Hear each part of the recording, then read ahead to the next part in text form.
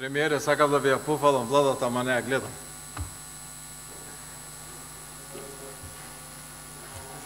Членовите што треба да бидат избрани. Артан, премиерот е тука, премиерот е предлагач, продолжи. Знам. Членовите ниту имат право да зборат, вие може да зборите за нив, а тие не може да ви враќат. Премиерот е тука, продолжите. Фалемдери чум, благодарам многу. Не знам на кој јазик да ви се обратам, ради тоа што всушност тоа што го зборам често се извртува кога испаѓа на албански. Но излегов за да дадам поддршка на изборот на владата, на експозето на премиерот и на одличниот избор на министри. Министерката, новата министерка за правда тука, министерот за образование, министерот за култура и сите други кои што ќе бидат избрани. Но денеска слушаме се и се што, но не слушаме за тоа што сме денеска и за што имаме точка на дневен ред, предлог за избор на членови на владата на Република Македонија. Зборуваме за анкети, зборуваме за спорот со името, зборуваме за било што, кожарство дури, само не зборуваме за кандидатите кои што денеска ги бираме овдека. Да се подсетиме како се роди оваа влада, која што денеска нели ја дополнуваме, ја прошируваме и ја правиме уште посилна. Владава се роди од изборите на 11 декември 2016. Едни од најтешките избори кои што два пати беа одлагани во земјава. Го распуштивме и го вративме собранието прв пат. И втор пат го распуштивме и пак го вративме собранието за да одржиме избори на 11 декември. Најдолга историска конститутивна седница, започната на 30 декември, завршена на 27 април, со избор на господинот Тала Џафери за председател на Собранието на Република Македонија.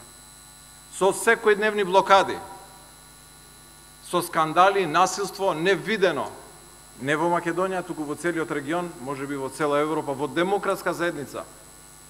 И се роди оваа влада со 62 гласа.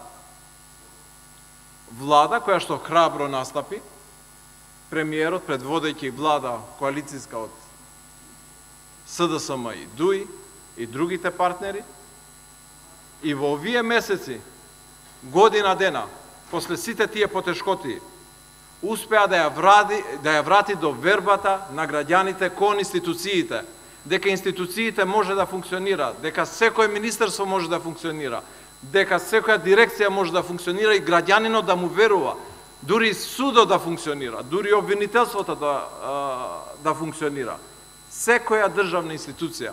И тоа е најголемата придобивка на оваа влада. Што направи понатамо? Ја заврши кризата, политичката криза. И веста што ја добивме од Брисел, не беше дека добивме чиста препорака. Главната реченица, главниот збор, keyword беше завршена политичката криза во Република Македонија, окончана. Може да чекориме, се вративме на патот кај што сите наши граѓани очекуваат од нас да бидеме. А тоа е на трасата за интегрирање на нашата земја во НАТО и во Европската Унија. И тоа го направи оваа влада, затоа што всушност бевме изолирани. Оваа влада го заокружи Охридскиот рамковен договор, кој што ВМРО го подпиша, СДСМ го подпиша, ДПА го подпиша, ПДП го подпиша и сите ние ги направивме тие уставни измени согласно Охридскиот рамковен договор. Го заокруживме, го затворивме нормативниот дел.